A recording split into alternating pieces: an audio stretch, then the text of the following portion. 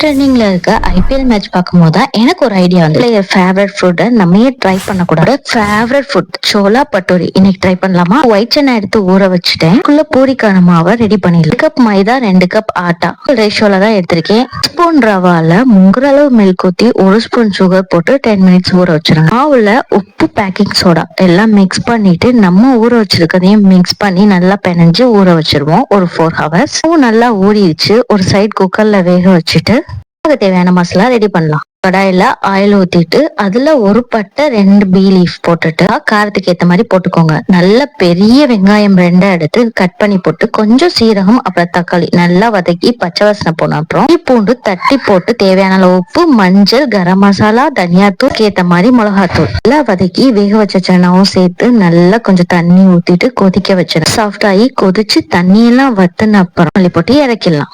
டேஸ்டியான சன்னா மசாலா ரெடி ஆயிடுச்சு. பூரியும் ரெடி பண்ணிக்கலாமா?